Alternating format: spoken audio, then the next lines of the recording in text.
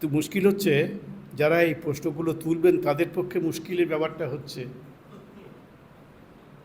যে সমকালের যেসব বিখ্যাত মানুষ যাদের কথা এই মাস্টারমশাইয়ের কথামৃতের মধ্যে রয়েছে এবং যে কথাগুলো মাস্টারমশাই লিখছেন যে ওরা এই কথা বলছেন, বিদ্যাসাগরের সঙ্গে শ্রীরামকৃষ্ণের সাক্ষাৎকার, প্রায় 5 ঘন্টা ধরে শ্রীরামকৃষ্ণের সঙ্গে বিদ্যাসাগরের সাক্ষাৎকারের বিবরণ মাস্টারমশাই কথামৃতের মধ্যে দিয়েছেন। বিকেল 4টেই শ্রীরামকৃষ্ণ এসেছেন বিদ্যাসাগরের বাড়িতে, নিজেই এসছেন, এবং রাত 9টায় সেখান থেকে গেছে। তাহলে বিকেল 4টে থেকে রাত 9টায় 5 ঘন্টা ধরে শ্রীরামকৃষ্ণ কথা বলে চলেছেন। কার কাছে বলছে? বিদ্যাসাগরের কাছে বলছে। তিনি তো মহামূর্খ আমাদের শ্রীরামকৃষ্ণদেব।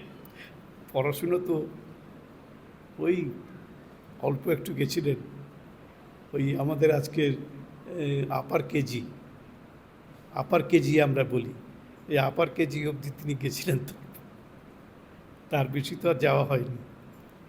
তাতেই 5 খণ্ড কথামৃত হলো, আরও নাকি 5 খণ্ড হতে পারত যা মেটেরিয়াল ছিল।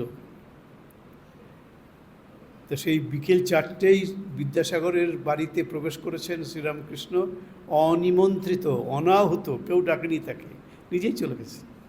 কেন গেছেন না, তিনি হচ্ছেন বিদ্যার সাগর, তিনি হচ্ছেন করুণার সাগর, দয়ার সাগর, তাকে দেখতে গেছেন।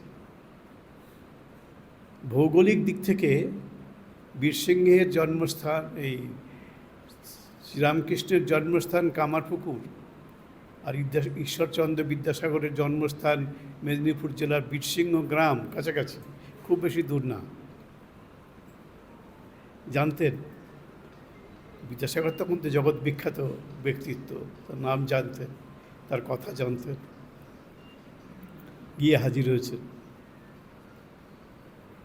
এবং সেই যে 4টের সময় ঢুকেছেন, রাত 9টায় বেরিয়েছেন, এর মধ্যে শুধু শ্রীরামকৃষ্ণই কিন্তু কথা বলেছেন।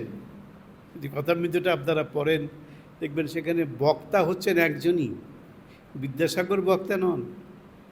বিদ্যার সাগর তিনি বিখ্যাত ভুবনে, কিন্তু তিনি বক্তা নন, তিনি একজন নীরব শ্রোতা মাত্র। এই 5 ঘন্টার মধ্যে অনর্গল শ্রীরামকৃষ্ণ কথা বলেছেন, আর বিদ্যাসাগর সেখানে নীরব, প্রায় নীরব শ্রোতার ভূমিকায় অবতীর্ণ হয়েছেন।